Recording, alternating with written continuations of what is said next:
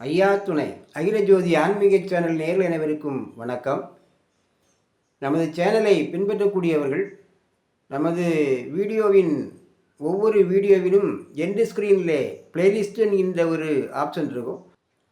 அதை கிளிக் பண்ணிங்கன்னு சொன்னால் இதுவரையிலும் வெளியிட்ட வீடியோக்களும் இனி மேலும் வெளியிடக்கூடிய அத்தனை வீடியோக்களும் அதிலே நீங்கள் கண்டுகளிக்கலாம்.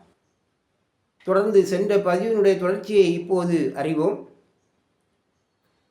இறைவன் நாராயணர் திருவனந்தபுரம் செல்வதற்கு எனது பக்தனுடைய சாபம் ஒன்று ஏற்கனவே இருக்கின்றது. அவனுடைய வாக்கிற்காவது நான் கொஞ்ச நாள் திருவனந்தபுரத்தில் இருந்தாக வேண்டும் என்று ஈஸ்வரை அனுப்பிவிட்டு நாராயணர் தொடர்ந்து திருவனந்தம் நோக்கி சென்றார். வழியில் ஒரு இடத்தில் 55 கல் சிலைகள் வரிசையாக நிற்பதை கண்டு, ஏ முனிவர்களே, தேவர்களே, இந்த கல்சிலைகள் ஏது என்று வினவினார். அப்போது அருணமுனிவர் என்பவர் சுவாமியை பணிந்து, இறைவா, இவர்கள் பிரம்மலோகத்தில் வாழ்ந்திருந்த ரிஷிகள்.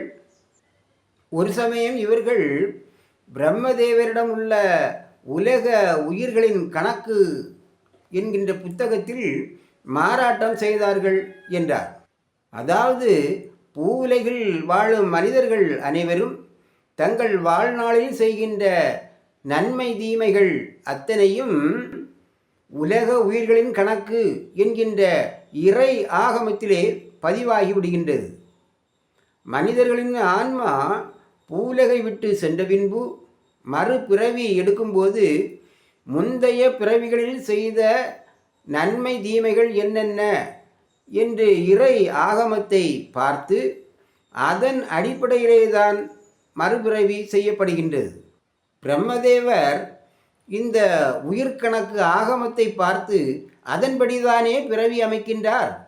அவரை சோதித்து பார்ப்போம் என்று இந்த 55 ரிஷிகளும் உயிர்களின் கணக்குகளை மாற்றி மாற்றி எழுதி வைத்து விட்டார்கள்.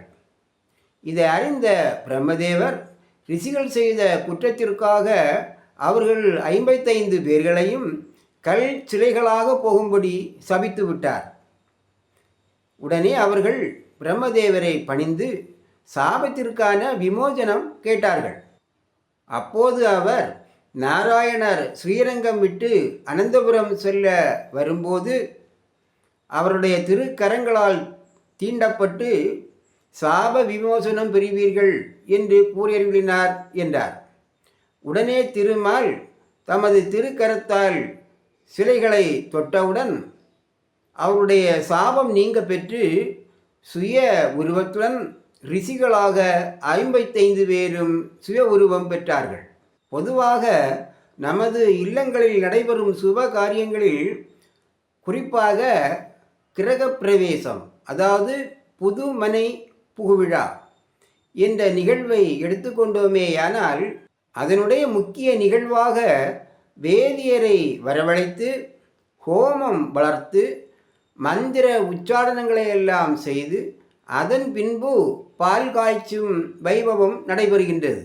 இதிலே ஹோமம் வளர்ப்பது எதற்காக என்றால், புதிதாக கட்டப்பட்ட வீட்டில் இருக்கும் தோஷங்களையும் சாபதுல்பங்களையும் நீக்குவதற்காகத்தான் இவ்வாறு ஹோமம் வளர்த்து மந்திர உச்சாரணம் செய்யப்படுகின்றது என்று உலக மக்கள் அனைவரும் கூறுகின்றார்கள்.